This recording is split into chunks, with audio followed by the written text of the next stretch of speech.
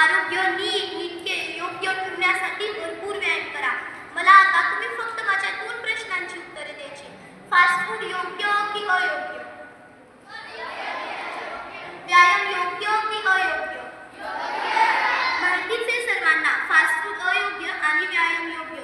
पण आपण करतो कसं? फास्ट फूड आमच्यासाठी योग्य आहे व व्यायाम म्हणजे आमच्यासाठी काही तेवढं आम्ही त्याच्याकडे लक्ष देत नाही.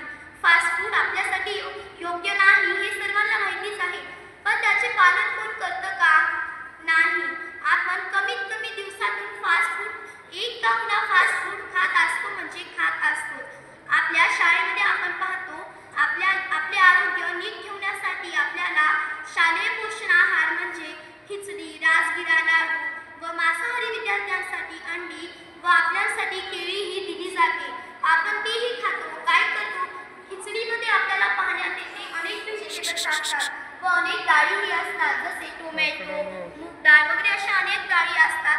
आपण काय करतो? ते व्हेजिटेबल्स करायचे एका साईडला व नुसती खिचडी म्हणजे नुसता भात खायचा. हे योग्य आहे का? नाही. हे खूप चुकीचं आहे. आपल्याला कमीत कमी आपल्याला थोडे तरी व्हेजिटेबल्स दिवसातून खाल्ले पाहिजे.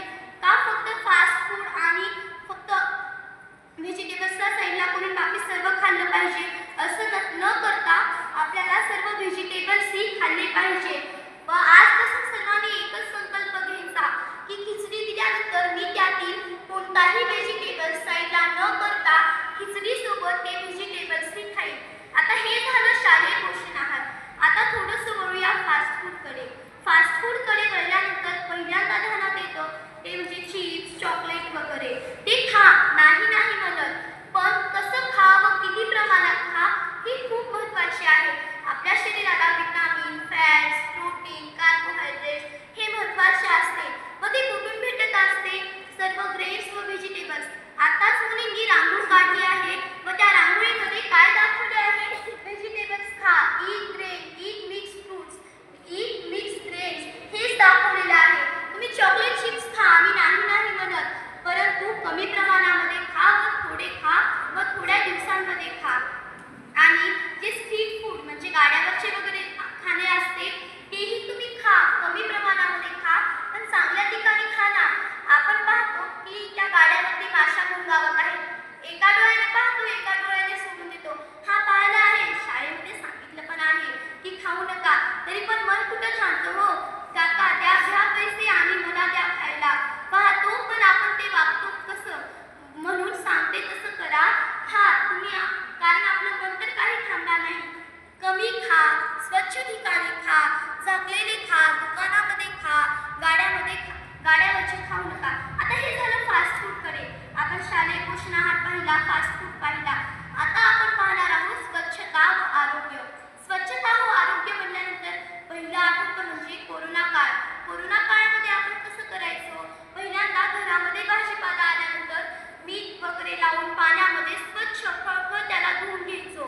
परंतु ते फक्त कोरोना काळामध्ये काही लोक करत होते. आताच्या काळामध्ये अनेक लोक तसं करत नाही.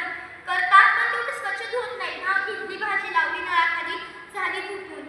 आपल्याला मीठ वगैरे लावून त्यांना 5-6 मिनिट तरी पाण्यामध्ये भिजवण्यासाठी ठेवून ती भाजी स्वच्छ धुतली पाहिजे व ती धुवून त्यांचा स्वयंपाक केला पाहिजे.